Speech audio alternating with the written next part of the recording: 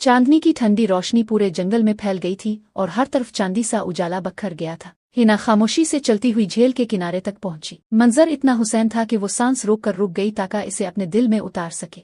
अचानक पीछे से एक गहरी मगर नर्म आवाज सुनाई दी, ये जगह तुम पर बिल्कुल जचती है। वो पलटी तो देखा कि एक बहुत लंबा और निहायत दिलकश नौजवान वहां खड़ा। इसकी आंखों में एक अनोखा जादू छुपा था। ये सहाम था। दोनों के दरमियान बातों का सिलसिला शुरू हुआ और लम्हा ब लम्हा एक गहरी कशिश जन्म लेने लगी। चांद की छाया में उनकी रूहें करीब आती गईं, यहाँ तक कि चंद मुलाकातों में ही उनकी मोहब्बत हर हद से बढ़ गई। एक शाम जब सहाम और हिना झील के किनारे साथ बैठे थे, अचानक एक कांटेदार झाड़ी ने हिना को जख्मी कर दिया और खून बहने लगा। सहाम का चेहरा जर्द पड़ गया और उसकी आंखों में सुर्खी उतर आई। हिना ने हैरत से इसे देखा और समझ गई कि वो अपने अंदर एक शदीद जंग लड़ रहा है। कांपती हुई आवाज में सहाम बोला, हिना, मैं इंसान नहीं हूँ, मैं वैम्पायर हूँ। तुम्हारा खून मुझे पागल कर रहा है, लेकिन तुम्हारी मोहब्बत मुझे रोक रही है। खौफ के बजाय हिना के लबों पर नरमी फैल गई। इसने सहाम का हाथ थामा और कहा, अगर तुमने अपनी ख्वाहिश पर काबू पा लिया है तो तुम इंसानों से भी अजीम हो। मोहब्बत खून से नहीं दिल से होती है, और मेरा दिल तो पहले ही तुम्हारा हो चुका है।